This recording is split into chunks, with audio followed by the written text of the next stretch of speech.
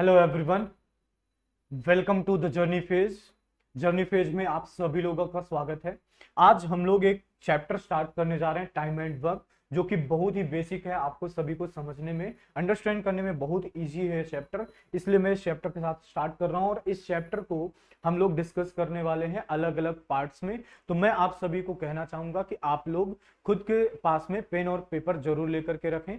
मैं कॉन्सेप्ट पढ़ा रहा हूँ, कॉन्सेप्ट के साथ में कुछ क्वेश्चंस की प्रैक्टिस भी करेंगे। तो जब भी प्रॉब्लम्स क्वेश्चंस आपके सामने आए तो उन क्वेश्चन को वीडियो पॉज करके आप खुद से सॉल्व करने का पहले ट्राई कीजिए। आफ्टर दैट फिर मेरे साथ में मेथड्स के साथ में आप उनको सॉल्व करने का ट्राई करें। ठीक है। सो कितने पार्ट्स में और कैसे कैसे हम इस चैप्टर को लेकर के जाने वाले हैं, सबसे पहले उसके बारे में बात करते हैं। फिर इंट्रोडक्शन स्टार्ट करेंगे। सबसे पहले जैसे कि आप देख सकते हैं, टाइम एंड वर्क में हम सबसे पहले डिस्कस करने वाले हैं introduction of time and work. Right, introduction of time and work सबसे पहले करेंगे। तो कैसे स्टार्ट करेंगे देखिएगा। Introduction of time and work सबसे पहले इसी वीडियो में हम डिस्कस करेंगे। After that proportionality concept discuss करेंगे। फिर इसके बाद एक एक पार्ट्स के लिए एक एक वीडियोज में आपके लिए लेकर के आने वाला हूं। लाइक फ्रैक्शन मेथड से हम क्वेश्चंस को कैसे सॉल्व कर सकते हैं, वो अलग एक वीडियो में रहेगा, उसमें सारे क्वेश्चंस रहेंगे फ्रैक्शन से सॉल्व होने वाले। आफ्टर दैट हम एलसीएम मेथड की बात करेंगे। एलसीएम मेथड से कौन कौन से क्वेश्चंस को सॉल्व कर सकते हैं। ऐसा नहीं है कि फ्रैक्शन मेथड से और एलसीएम मेथड से अलग अलग क्वेश्चन को सॉल्व किया जाता है। दोनों ही मेथड से आप किसी इंडिविजुअल क्वेश्चन को सॉल्व कर सकते हैं, बट डिफरेंस इज कि आप किसी क्वेश्चन को फ्रैक्शन मेथड से सॉल्व करते हैं तो अगर वो उस मेथड से सॉल्व करने के लिए बना है फ्रैक्शन मेथड से, तो जल्दी सॉल्व होगा, मतलब शॉर्ट तरीके से सॉल्व होगा। तो हमें क्या करना होगा, आइडेंटिफाई करना है सबसे पहले कि कौन से क्वेश्चन को हमें फ्रैक्शन से सॉल्व करना चाहिए, कौन से क्वेश्चन को हमें एलसीएम से सॉल्व करना चाहिए। तो आगे चल करके मैं आगे के आने वाले वीडियोज में आपके साथ में डिस्कस करूंगा। इसके बाद धीरे से हम चलेंगे लिविंग कॉन्सेप्ट। मींस आपने क्वेश्चंस हो सकता है देखे होंगे कि पर्सन ए एंड बी, ये दो पर्सन है, उस वर्क को करना स्टार्ट करते हैं, कुछ दिन बाद पर्सन ए वर्क को छोड़ के चला जाता है, उस टाइप के क्वेश्चन। या कि ए अकेला वर्क करना स्टार्ट करता है और बी पर्सन कुछ दिन के बाद ज्वाइन कर लेता है, ऐसा हो जाता है। ऐसा क्वेश्चन भी आते हैं उसके अंदर। आप देख सकते हैं लिविंग कॉन्सेप्ट एक्चुअली तीन पार्ट में हम डिवाइड करेंगे। लिविंग कॉन्सेप्ट में जब कोई वर्क स्टार्ट होने के बाद after after some days any person can leave the work, जब कोई पर्सन कुछ दिन के बाद वर्क छोड़ के जाता है, पहला कॉन्सेप्ट। दूसरा पर्सन वर्क कंप्लीट होने से पहले अगर कोई छोड़ता है। तीसरा कॉन्सेप्ट, दोनों चीज अगर कंबाइन कर दी जाए कि पर्सन ए जो है, मान लीजिए तीन लोग हैं ए बी और सी, अगर हम मान लीजिए कहते हैं ए बी एंड सी, ये तीन पर्सन वर्क करना स्टार्ट किए, लेकिन पर्सन ए जो है आफ्टर सम टाइम छोड़ के चला गया और वर्क कंप्लीट होने से कुछ दिन पहले ही पर्सन सी भी छोड़ के चला गया। इस टाइप के क्वेश्चंस हम यहां पे डिस्कस करते हैं। अल्टरनेट में कौन से टाइप के क्वेश्चंस, मान लीजिए ए एंड बी दो पर्सन है, ए एंड बी दो पर्सन है, या X and Y P and Q कुछ भी हो सकता है, ये दो लोग वर्क करना स्टार्ट करें, लेकिन अल्टरनेट में फर्स्ट डे ए आ रहे हैं, सेकंड डे बी आ रहे हैं, थर्ड डे ए आ रहे हैं, फोर्थ डे बी आ रहे हैं, इस टाइप के क्वेश्चन। फिर एफिशिएंसी बेस्ड, मींस क्वेश्चन में कभी कभी बोला जाता है कि पर्सन ए अपनी नॉर्मल एफिशिएंसी से नहीं, पर्सन ए की एफिशिएंसी 25% बढ़ जाती है, या कि उनकी एफिशिएंसी में ए बी सी 3% है, एफिशिएंसी में रिलेशन दे देगा, और उन पर बेस्ड क्वेश्चंस की प्रैक्टिस हम लोग यहीं पे करने वाले हैं। फिर wages based problems, means wages किसको कितनी मिलेगी और किसको ज्यादा मिलेगी, किसको कम मिलेगी, किसको कितना देना है, इस पर बेस्ड क्वेश्चंस की डिस्कशन हम वेजेस बेस्ड प्रॉब्लम्स में करेंगे। मैन डेज आवर्स आपने देखे होंगे क्वेश्चंस। क्वेश्चन कहता है 40 men can complete a piece of work in 10 days while working 6 hours in a day. इस टाइप के क्वेश्चंस को हम डिस्कस करेंगे अलग एक पार्ट में। फिर इसके बाद पाइप एंड सिस्टर्न पर बेस्ड क्वेश्चन भी डिस्कस करेंगे। तो hope you understand the whole chart. आपको पूरी चीज समझ में आई कि हम किस तरह से टाइम एंड वर्क चैप्टर को लेकर के जाने वाले हैं। फिर से मैं कहूंगा आप अपने साथ में पेन पेपर रख लीजिए, और जब भी क्वेश्चन आपके सामने आता है तो उन क्वेश्चन को मेरे साथ सॉल्व करने का ट्राई कीजिए। Okay, let's move to the next part. सबसे पहले introduction of time and work. So time and work होता क्या है। टाइम एंड वर्क को अगर मैं डिफाइन करूं तो हम कहेंगे टाइम एंड वर्क कोई भी एक पर्सन या ग्रुप ऑफ पर्सन, कोई इंडिविजुअल पर्सन या ग्रुप ऑफ पर्सन किसी वर्क को करने के लिए कितना टाइम ले रहे हैं, किसी स्पेसिफिक वर्क को करने के लिए कितना टाइम ले रहे हैं, हम उसको कहते हैं क्या, टाइम एंड वर्क। मतलब इसमें कौन कितनी से एफिशिएंसी से वर्क कर रहा है ये भी डिपेंड करेगा। जैसे कि एक एग्जांपल लेता हूं मैं, फॉर एन एग्जांपल, एक पर्सन ए है, ये पर्सन ए एक दिन में 5 चेयर्स इन अ डे बना सकता है। पर्सन ए 5 चेयर्स एक दिन में बना सकता है, तो अगर हमसे कहा जाए यही पर्सन अगर 10 डेज तक वर्क करे, तो आप कहेंगे सिंपली सर 1 डे में 5 चेयर्स बना रहा है, सो 10 डेज में कितनी चेयर्स बनाएगा? सर 50 नंबर ऑफ चेयर्स बनाएगा। तो आप तीन चीजें यहां देख पा रहे हैं। ये 5 चेयर्स पर डे जो कहा जा रहा है, इसको एक टर्म कहते हैं एफिशिएंसी, जो मैं आगे एक्सप्लेन करूंगा। डेज और चेयर्स मतलब वर्क। अब जरूरी नहीं ना ए पर्सन अकेला वर्क करे, 5 चेयर्स पर डे बना रहा है, और मान लीजिए आपसे कहा जाए कि पर्सन ए की जितनी एफिशिएंसी है उतनी ही एफिशिएंसी वाले 3 पर्सन आते हैं, तो एक अकेला पर्सन, अगर हम यहां पे कहें एक पर्सन 1 डे में 5 चेयर्स बना सकता है, okay, 5 chairs in a day. तो अगर उसी के जैसे 3 पर्सन हायर किए जाएं, 3 main can do in a day, एक दिन में ए अकेला 5 चेयर्स कर सकता है, 5 चेयर्स सॉरी बना सकता है, तो 3 मेन कितनी चेयर्स बनाएंगे? 15 chairs in a day, right. और अगर यही 3 मेन 5 डेज तक वर्क करें, 5 डेज तक, तो 15 इंटू 5 कितनी चेयर्स बना पाएंगे? 75 चेयर्स। तो basic fundamental concept time and work का सिर्फ इतना सा है कि एक इंडिविजुअल पर्सन किसी वर्क को कितने दिन में कर रहा है, या ग्रुप ऑफ पर्सन एक पीस ऑफ वर्क को कितने दिन में कर रहे हैं, और सर्टेन एफिशिएंसी के साथ कर रहे हैं। यही है बेसिक और fundamental concept of time and work. Hope you understand the concept. Okay, यहां तक बात समझ में आई होगी। Let's move to the next part. तो वही चीज जो मैंने अभी आपको बताया, time and work deals with the time taken by individual और a group of individuals to complete a piece of work and the efficiency of the work done by each of them. वही term जो मैंने आपको पीछे कहा था, कौन सा term? Efficiency. What is efficiency? Efficiency के बारे में बात करें तो व्हाट इज एफिशिएंसी? तो एफिशिएंसी को आप कहेंगे सर लेस टाइम में more work, right. Less time में more work called as efficiency, बिल्कुल सही है। या कि हम एफिशिएंसी को ऐसा भी कह सकते हैं, कैसा कह सकते हैं? Work done in unit time. Work done in unit time definitely कह सकते हैं। Work done in unit time is called as efficiency. Work done in unit time is called as efficiency. कैसे? देखिएगा, अब इसको कैसे रिलेट करेंगे क्वेश्चंस के साथ में, उस पर डिस्कशन करें। पर्सन ए किसी वर्क को अगर 10 डेज में कंप्लीट कर लेते हैं, पर्सन ए किसी वर्क को 10 डेज में कंप्लीट कर लेते हैं, तो अगर बात की जाए कि 1 डे में कितना वर्क करेंगे? 1 डे में कितना वर्क करेंगे सर? 1/10 डेफिनेटली। 10 डेज में कंप्लीट वर्क कर दिए। कंप्लीट वर्क अगर हम थोड़ी देर के लिए एज्यूम करें, कंप्लीट वर्क, होल वर्क या टोटल वर्क को 1 यूनिट एज्यूम करते हैं, तो हम कहेंगे कि ए के द्वारा अगर 10 डेज में कंप्लीट कर लेता है तो 1 डे में करेगा 1/10। ओके, सिमिलर वर्क को, सेम पीस ऑफ वर्क को अगर बी 20 डेज में करे, सेम पीस ऑफ वर्क को अगर बी 20 डेज में करता है, तो 1 डे में कितना वर्क कर पाएगा? 1 डे में करेगा सर 1/10, राइट। ओके, इसके अलावा अब यहीं पे कॉन्सेप्ट आता है परसेंटेज वाली टेबल का। उसका यूटिलाइजेशन करके हम क्वेश्चंस को कैसे इजीली सॉल्व कर सकते हैं, मैं यहीं पे थोड़ा सा आपको बताऊंगा। लेट्स, अगर हम टोटल वर्क को ले लेते हैं 100%, if we take total work as 100%, means हम कहेंगे person A can complete 1/10 of total work. 1/10 of total work, that means 1/10 of 100%. So percentage efficiency of A is 10% and percentage efficiency of B for this question is 5%. Okay, तो जब भी हम question solve कर रहे होंगे तो हम इस मेथड को, परसेंटेज एफिशिएंसी मेथड को यूटिलाइज करेंगे उन केसेस में जहां पे हमें एग्जैक्ट वैल्यू मिल पाती है, या कि कुछ केसेस में जहां हमें अप्रोक्सीमेट वैल्यू कैलकुलेट करके हमारा काम हो सकता है, उन प्लेसेस पे हम इसको यूटिलाइज करेंगे।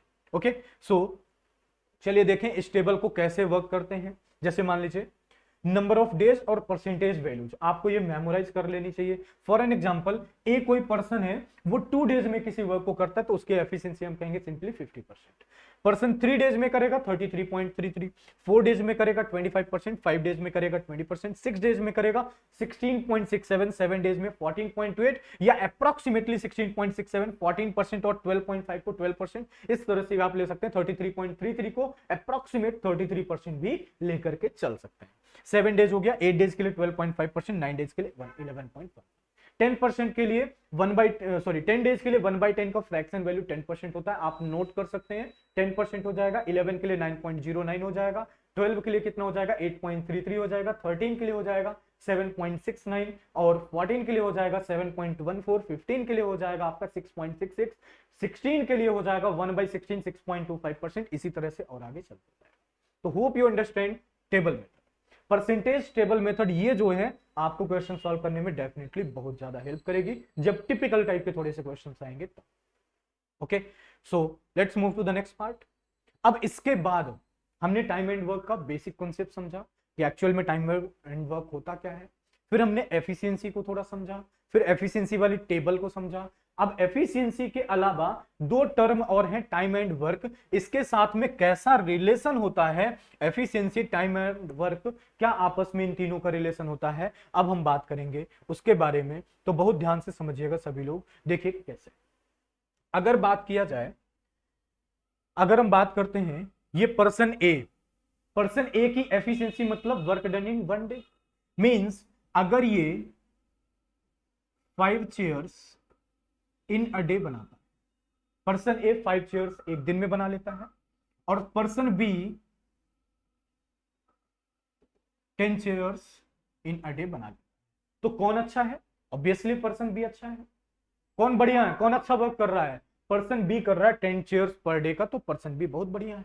लेकिन अगर इसी में टाइम को इंक्लूड कर दिया जाए, मतलब नंबर ऑफ डेज को इंक्लूड कर देते हैं, इसी को हम लिख के रखेंगे नंबर ऑफ डेज या डी लिख के रखेंगे।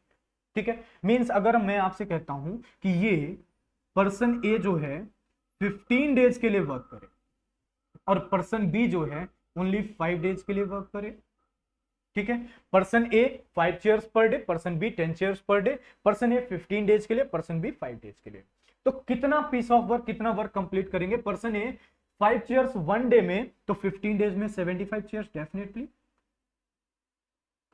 75 चेयर्स। और पर्सन बी 50 चेयर्स, मतलब end of the day, end of the time period के एंड होने में कौन बढ़िया काम कर रहा है? सब पर्सन ए वर्क कर रहा है। पर्सन ए बढ़िया काम कर रहा है, मींस कभी भी हम डायरेक्टली उनकी एफिशिएंसी के बेसिस पे नहीं कह सकते कि कौन अच्छा काम कर रहा है। या आगे चल करके वेजेस के डिस्ट्रीब्यूशन की बात करें तो कुछ एक स्पेसिफिक केस होता है जिसमें एफिशिएंसी में डिस्ट्रीब्यूशन होता है, बट हमेशा नहीं होगा। हमेशा कौन बढ़िया वर्क कर रहा है ये किस पे डिपेंड करेगा? एफिशिएंसी, या इसी को हम कहते हैं, इसी को हम लोग कहते हैं कि एफिशिएंसी को शॉर्ट में कहते हैं ई। ठीक है, इसको शॉर्ट में कहते हैं डी और डब्ल्यू कहते हैं वर्क। मींस सिंपली हम ये कहेंगे कि जो पूरा का पूरा वेजेस का डिस्ट्रीब्यूशन है या वर्क जो होगा वो हमेशा efficiency into number of days equals to work. ये रिलेशन है, basic relation time and work के लिए, जो आगे भी बहुत ज्यादा काम आने वाला है। और यहीं से क्रिएट होती है प्रोपोर्शनैलिटी का कॉन्सेप्ट। जिस तरह से टाइम स्पीड डिस्टेंस में आप प्रोपोर्शनैलिटी कॉन्सेप्ट पढ़ते हैं, उसी तरह से टाइम एंड वर्क के अंदर भी प्रोपोर्शनैलिटी कॉन्सेप्ट आता है। तो उम्मीद करता हूं यहां तक बातें आपको क्लियर है। हमने क्या क्या पढ़ा? हमने टाइम एंड वर्क का बेसिक पढ़ा, बेसिक क्या होता है time and work, what is time and work, and after that efficiency, and then relation between efficiency, time and work, or efficiency, number of days. Okay, so let's move to the next part. उम्मीद करता हूं यहां तक बात clear है सभी को। Next part में बात करें, अब हम बात करने जा रहे हैं प्रोपोर्शनैलिटी कॉन्सेप्ट की। प्रोपोर्शनैलिटी कॉन्सेप्ट क्या है और इसको हम कैसे यूटिलाइज करेंगे प्रॉब्लम्स में, क्वेश्चंस में, उसके बारे में भी बात करेंगे। सबसे पहले अगर हम सबसे पहले बात करते हैं efficiency into days equal to work, पीछे हम देख चुके हैं। तो अगर एफिशिएंसी को कांस्टेंट कर दिया जाए, मींस 2 पर्सन है ए और बी, उनकी एफिशिएंसी कांस्टेंट मींस सेम, अगर दो पर्सन ए और बी, उनकी एफिशिएंसी सेम हो बच्चों, तो अगर हम कहते हैं कि नंबर ऑफ डेज का रेशियो 2:3 हो, दोनों की एफिशिएंसी सेम, मतलब 1 यूनिट का चेयर या 1 असाइनमेंट इन अ डे, एक असाइनमेंट ए एक दिन में बना सकता है, तो 2 दिन में कितने असाइनमेंट बनाएगा? 2 बनाएगा। बी की भी एफिशिएंसी सेम है, मतलब बी जो है एक असाइनमेंट एक दिन में बनाएगा, सो 3 डेज में कितनी बनाएगा? 3 बनाएगा। मींस इस केस में जब आप एफिशिएंसी को कांस्टेंट रखते हैं दो पर्सन की, तो उनके डेज और वर्क जो है डायरेक्टली प्रोपोर्शनल होते हैं, 2:3। दूसरा केस, अगर हम नंबर ऑफ डेज को कांस्टेंट रख लें, अगर हम नंबर ऑफ डेज को कांस्टेंट रख लें, दैट मींस ए और बी दो फ्रेंड्स हैं, दोनों को ही आईपी मैट का एग्जाम देना है, ठीक है। आईपी मैट का एग्जाम देना, दोनों के लिए टाइम पीरियड आज से स्टार्ट करा उन्होंने एग्जाम की प्रिपरेशन, दोनों के लिए टाइम पीरियड सेम है।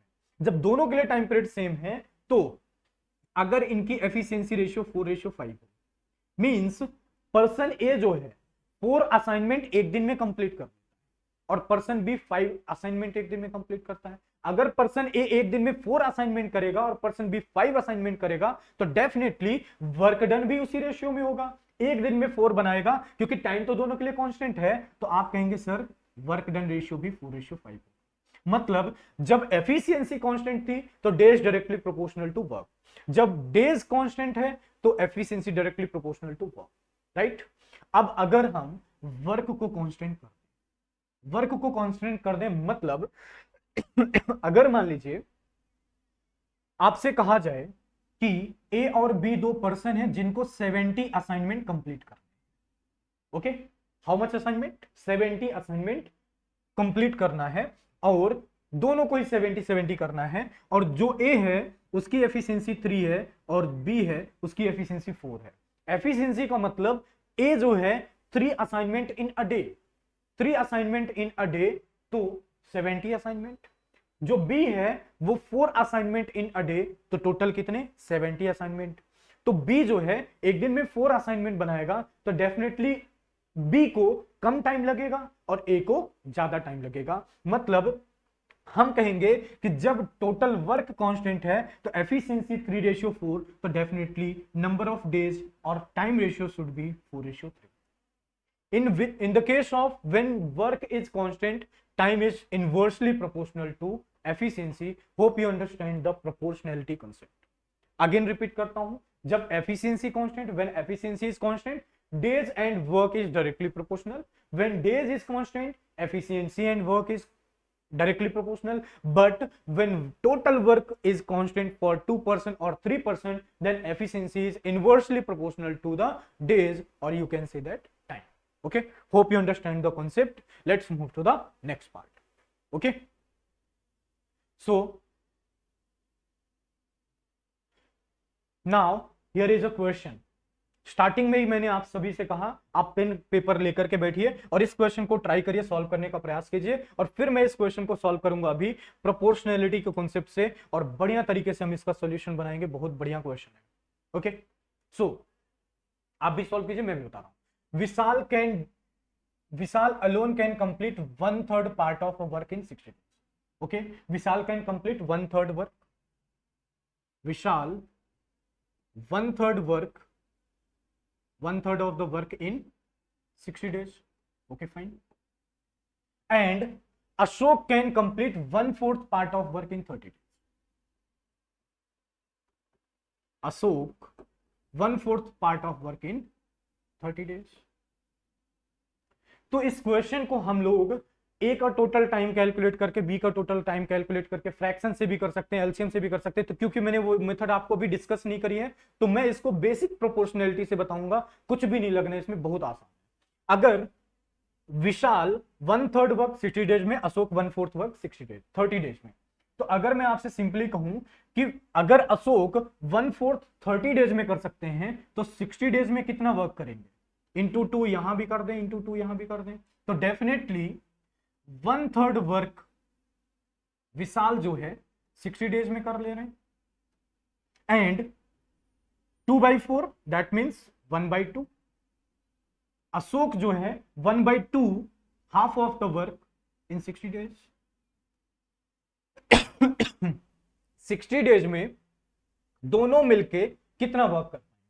1/3 plus 1/2 definitely. Vishal 1/3 work in 60 days, Ashok half of work in 60 days. Then how much work done by Vishal and Ashok together in 60 days? This should be 1/3 plus 1/2. Vishal and Ashok together. Vishal and Ashok together 1/3 plus 1/2 of the work in 60 days together. So 1/3 plus 1/2. What is the LCM? Definitely LCM is 6, and here is 2 and 2 and 3 and 3, right? 3 plus 2, 5 upon 6 of the work in 60 days. So question is, in how many days Vishal and Ashok together can complete the work? 5, 12. So 1th of the work, या total work can be completed by Ashok and Vishal together in 72 days. Hope you understand the method. Okay, 72 days. This is the thing.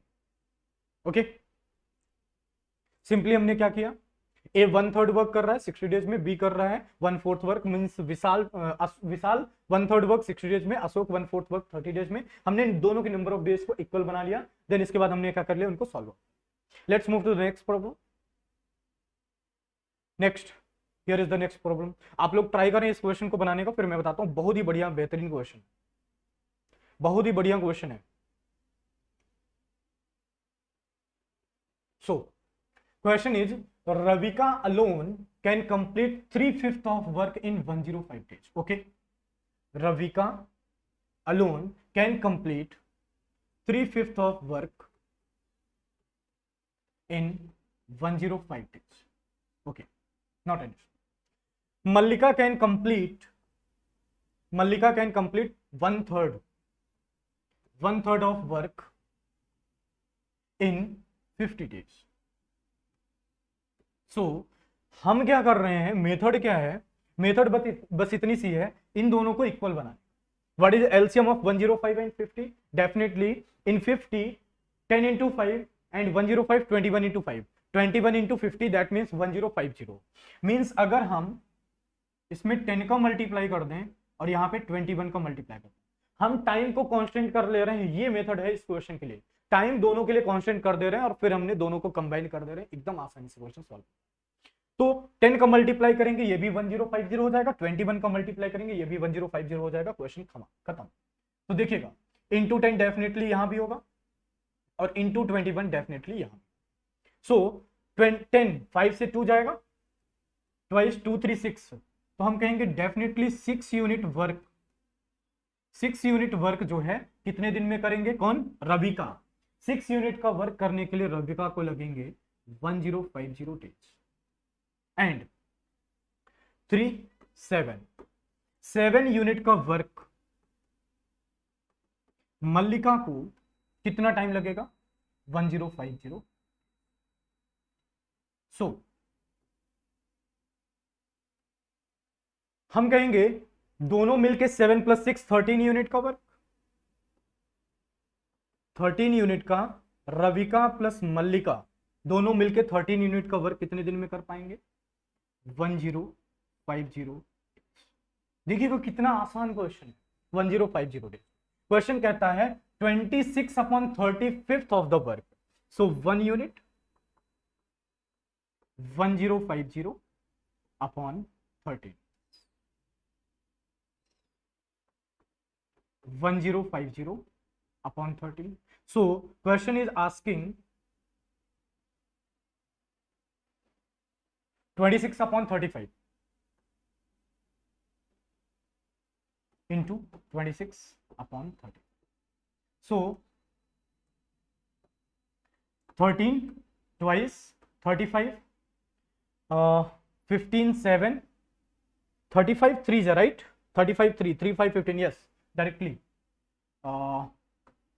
Cancel कर देते हैं और पूरा लिख देते हैं, 1050 upon 13 into 26/35, solve. Answer, what is answer, 13 twice 35, 30 into 2 60 days. 60 days is the right answer. Hope you understand the solution. Okay. 60 days is the right answer. Hope you understand the solution. Again एक बार repeat कर दूं, अगर Ravika can complete a piece of 3/5 of the work in 105 days, 3/5 work in 105 days, Mallika 1/3 work in 50 days. So we have to equate time of both Ravika and Mallika. So here is 105 and here is 50. What is the LCM of 105 and 50? This is 1050. So you have to multiply by 10 to make 105 1050, and you have to multiply by 21 to 50 to make it 1050. So after solution answer will be 60. Okay, hope you understand the solution. तो आप सभी बच्चों को उम्मीद करता हूं समझ में आया होगा टाइम एंड वर्क, ये वाला कॉन्सेप्ट, प्रोपोर्शनैलिटी का कॉन्सेप्ट और बेसिक इंट्रोडक्शन समझ में आया होगा। तो आज के लिए, अभी के लिए थैंक यू। हमारी मुलाकात होगी नेक्स्ट सेशन में, नेक्स्ट वीडियो में हम लोग डिस्कस करने वाले हैं फ्रैक्शन मेथड। तो इस वीडियो को भी कंप्लीट देखें, आप उस वीडियो को भी कंप्लीट देखिए और अपने सारे कॉन्सेप्ट्स को बेहतर बनाइए। Okay, thank you.